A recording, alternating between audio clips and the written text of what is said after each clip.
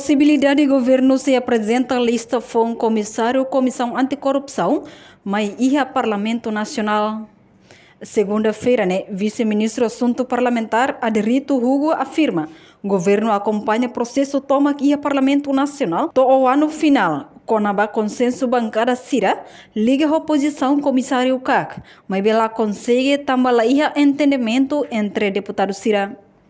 No governo decide dar ricas lista anterior da comissão anticorrupção niang,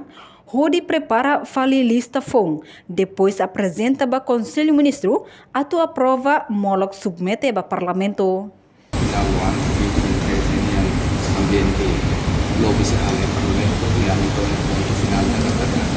governo sempre potrebbe considerare poi dari alcuni segundo dia corrispondenza mai implemento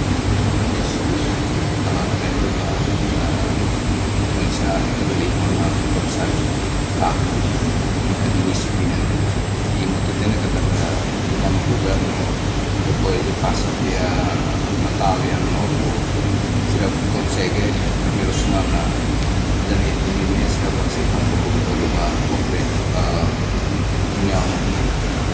sebenarnya ini rohnya dan kami awal sesuai dari ini semua bersama di dengan sejenis Coraba figura FON, nebese preenche e a lista candidato, ba comissário FON CACNE, governo la menciona, também se decide e a reunião Conselho Ministro. Belemos musu FON e belemos musu candidato único de anti hal leitura ba dinamika discussão logo de kami ronona ande ela posição bakal terus ente kerja perubahan saya beliau pada mengtinggi sena presiden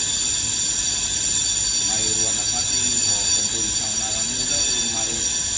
ruang nafas o komposisi nafas o belemos mai ida ne la kompetensi kami na kompetensi konsumennya mas nanti ibu katanya kata komposisi non governo ba jadi decide mai da propriedade mas kami apresenta mais de